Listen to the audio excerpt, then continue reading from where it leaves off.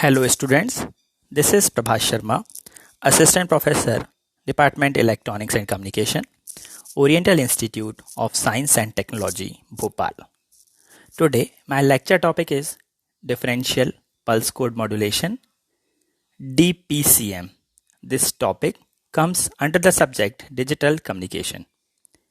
DPCM, Differential Pulse Code Modulation.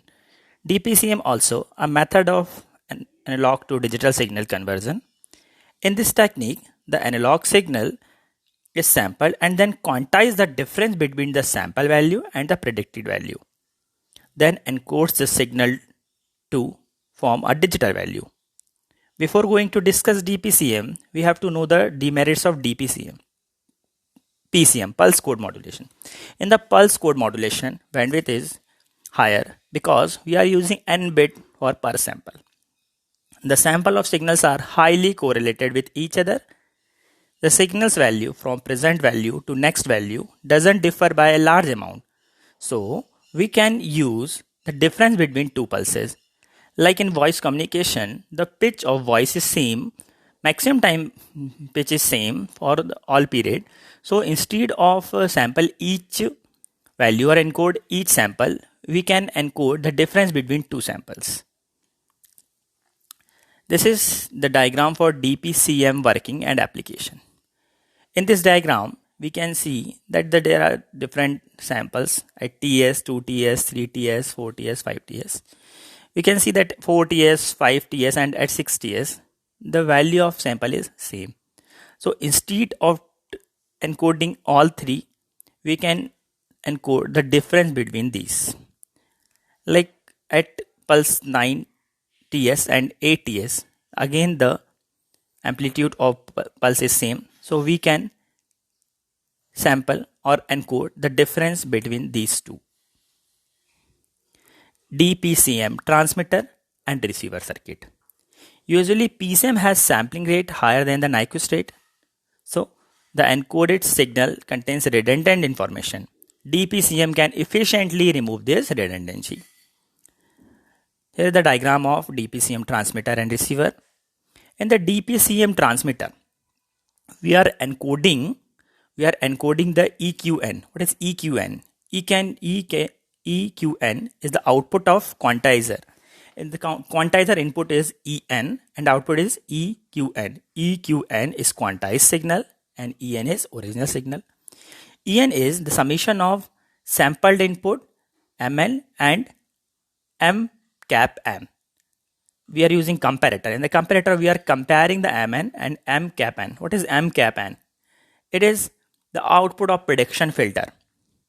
Output of prediction filter. We are comparing the sample input and the M cap N.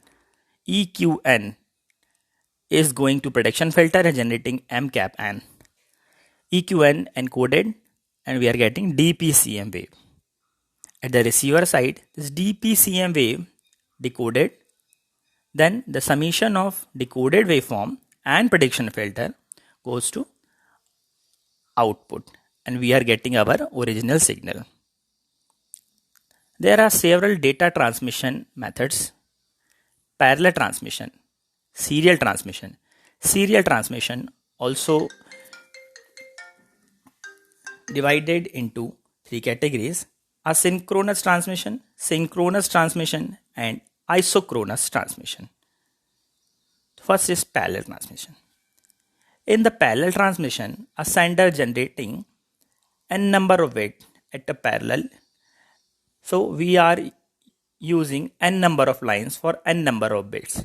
In this diagram, there are 8 bits are sending together. So we needed 8 lines.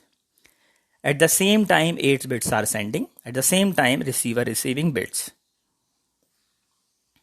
In the serial transmission, we need only one wire or one line. All the n number of bits sending one after together at the sender end. If the generating method is serial, so we are converting serial to parallel, and the receiver end, again we are converting serial to parallel. This method needed time. This consume more time. Asynchronous transmission. In the asynchronous transmission, this is a serial method. This is a serial transmission method. So in this method, we are using gaps between a particular sample or particular byte stream. We are using start bit and stop bit for every byte. The gaps between data units are same. Next is synchronous transmission. In the synchronous transmission, all the bytes are synchronized. There is no use of end bit and start bit. All the bits are synchronized. Receiver and transmitter are synchronized. Isochronous transmission.